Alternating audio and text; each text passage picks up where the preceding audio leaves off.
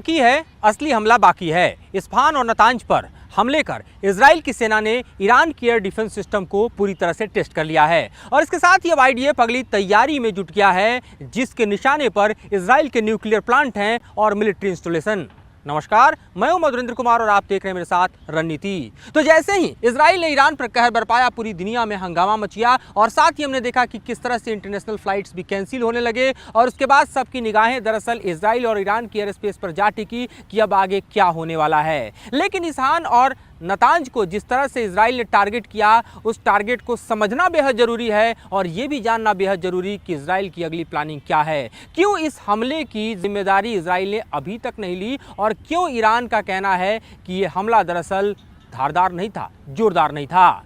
लेकिन तीसरी तरफ आप उलट के देखिए तो अमेरिकी मीडिया ने इस हमले का शोर कुछ इस तरह से मचाया जैसे ईरान और इजराइल के बीच जंग छिड़ गई हो। एक ऐसी जंग जो मिडिल ईस्ट को अपने आगोश में ले सकती है, एक ऐसी जंग जो पूरी दुनिया को प्रभावित कर सकती है। और साथ ही हमने देखा कि भारत सहित दुनिया के कई देशों के दरअसल जो एयर स्पेस में एयरक्राफ्ट्स हैं, उन्होंने अपना रास्ता बदला और साथ ही कैंसिलेशन जो है फ्लाइट्स की शुरू हो गई, जिसमें एयर इंडिया ने भी 30 तारीख तक अपने फ्लाइट को कैंसिल कर दिया है। लेकिन इस बीच आप यूं समझिए कि दरअसल इस्फहान को ही क्यों टारगेट किया इजराइल ने। इस्फहान वो शहर है जहां पर इजराइल का न सिर्फ न्यूक्लियर इंस्टॉलेशन है बल्कि इसके अलावा एयरफोर्स का भी बड़ा बेस है। आपको याद होगा कि 2023 में भी यहाँ पर इजराइल ने अपने टारगेट को सेट किया था और तब से इस्फहान दरअसल इजराइल के निशाने पर है, क्योंकि इसी को माना जाता है ईरान का सबसे बड़ा बैकबोन, जहाँ से ईरान जो है वो इजराइल पर अपने धारदार हमले को अंजाम दे सकता है। यही वो जगह है जहाँ पर अमेरिका की भी नज़र टिकी हुई है, क्योंकि इस्फहान का जो न्यूक्लियर प्लांट है दरअसल वहीं पर ईरान अपने न्यूक्लियर बॉम्ब बना रहा है। लिहाजा आप देखिए कि किस तरह से दरअसल अपने हमले की जद में इजराइल ने इस्फहान को लिया और उस न्यूक्लियर प्लांट के ठीक बगल में कई अटैक्स हुए, ड्रोन हमले भी हुए। उसके अलावा नतांज में भी हमले की खबर आई, धमाके की खबर आई। उसके साथ साथ आपने सुना कि इराक और सीरिया को भी इजराइल ने टारगेट किया। इराक और सीरिया क्यों, ये बाद में समझेंगे, लेकिन पहले ये जानना बेहद जरूरी है कि दरअसल इससे हासिल क्या हुआ।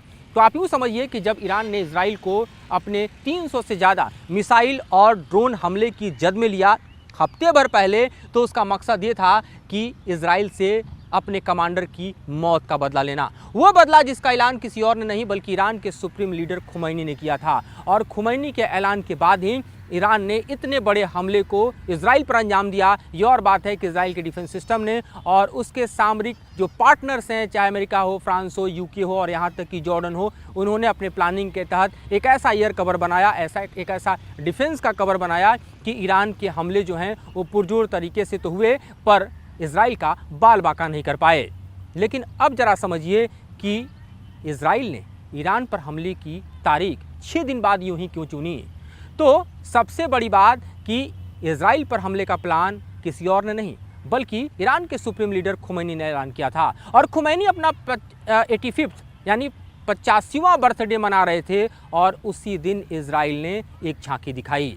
इजराइल की ये झांकी है क्योंकि अभी तो पुरजोर तरीके से हमले का जो ऐलान इजराइल ने कर रखा है वो बाकी है। इजराइल चुन चुन के ईरान से बदला लेगा, ये बात कोई और नहीं बल्कि उसके 2 वॉर कैबिनेट ने क्लियर कर लिया है। और इस हमले की पूरी प्लानिंग जो बनी है, जिसमें साफ तौर पर देखा जाए तो F-15, F-16 और F-35 को इंगेज करने और साथ ही साथ बैलिस्टिक मिसाइल से कहर बरपाने का इरादा जो है वो इजराइल के ईरान के ऊपर है। और इसकी पूरी तैयारी के तहत हम देख रहे हैं किस तरह से डिप्लोमेटिक पर्सपेक्टिव में इजराइल जो है जॉर्डन के साथ साथ सऊदी और साथ ही आप देखिए तो इधर कतर को इंगेज करने की कोशिश कर रहा है। इस बीच टर्की को इंगेज कोई और नहीं बल्कि अमेरिका कर रहा है। ये पूरे एयर स्पेस ऐसे हैं जो किसी वक्त क्लोज हो सकते हैं। किसी वक्त इजराइल जो है ईरान के भीतर जो है कुछ ऐसा कहर बरपा सकता है ताकि ईरान उठकर खड़ा न हो। लेकिन इसके साथ ही हमने देखा कि इराक और सीरिया पर भी इजराइल ने हमले किए और वहाँ पर भी ईरान के प्रॉक्सी जो हैं उनके मिलिट्री और उनके इंस्टॉलेशन को टारगेट किया गया।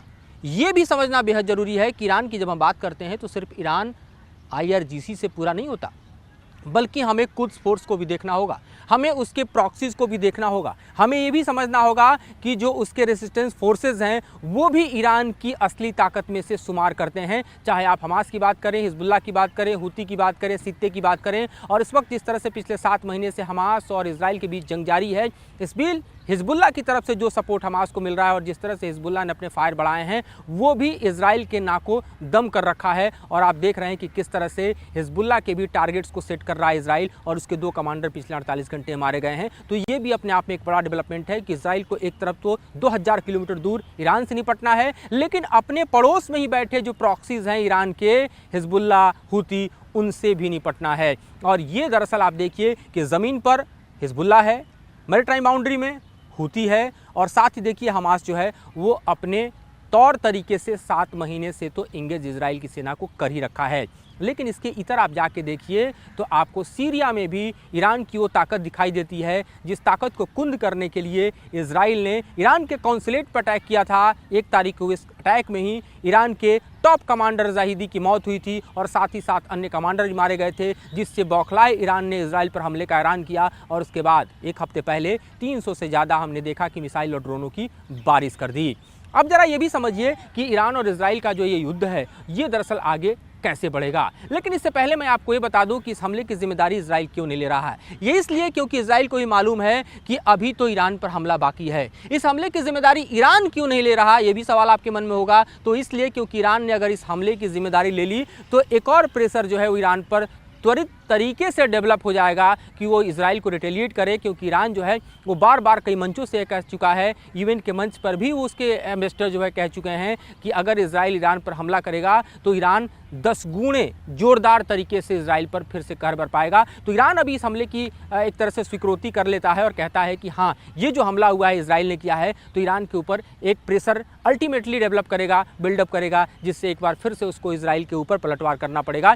लिहाजा ईरान इस तरह के हमले को अभी तक नकार रहा है और इजराइल को भी मालूम है कि अभी तो हमला बाकी है, ये तो सिर्फ झांकी है। लिहाजा इजराइल भी अभी तक पूरी तैयारी में जुटा हुआ है और इसका जिम्मा किसी और को नहीं बल्कि मोसाद को दिया गया है। CIA जो है वो मोसाद के संपर्क में है और पूरे तरीके से इस हमले का प्लान इस तरह से तैयार किया जा रहा है ताकि जब इजराइल फुल फ्लेज तरीके से हमला करे तो ईरान को इस तरह से तोड़े कि कई दशकों तक ईरान जो है इस पूरे ही क्षेत्र में खड़ा न हो पाए। तो क्या होगा इजराइल के टारगेट पर अगर ईरान पर अगला हमला इजराइल करता है? तो यूँ समझिए कि इस्फहान का इलाका हो वो सबसे ऊपर टारगेट में होगा, उसके बाद नतांज का इलाका होगा और इसके साथ ही समझिए कि इजराइल के जो प्रॉक्सीज़ हैं, चाहे वो सीरिया में हो, इराक में हो या फिर इधर लेबनान में हो, इन सब के ऊपर या फिर यमन में हो, इन पर भी एक साथ कहर बरपाया जाएगा। और इस तरह के हमले होंगे, इतने ज़ोरदार हमले होंगे जिसकी जद में आने वाला ईरान का एक एक प्रॉक्सी, एक एक इंस्टॉलेशन जो है वो दरअसल बच न पाए। और इसीलिए हमने देखा है कि इजराइल ने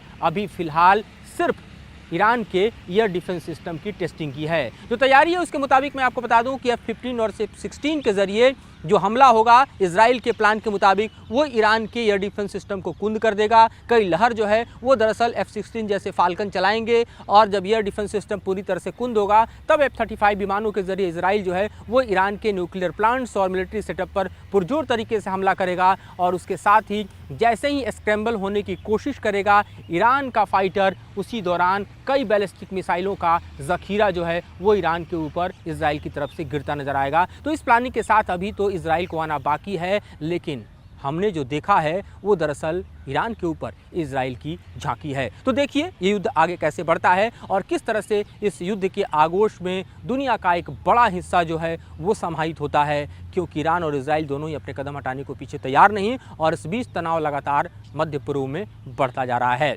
फिलहाल इस मुद्दे पे इतना ही। आगे और जानकारी के साथ और डेवलपमेंट के साथ आपके बीच आएंगे। अगले एपिसोड में और जानकारियाँ जुटाएंगे और ज़्यादा कुछ आपको बताएंगे। फिलहाल मुझे और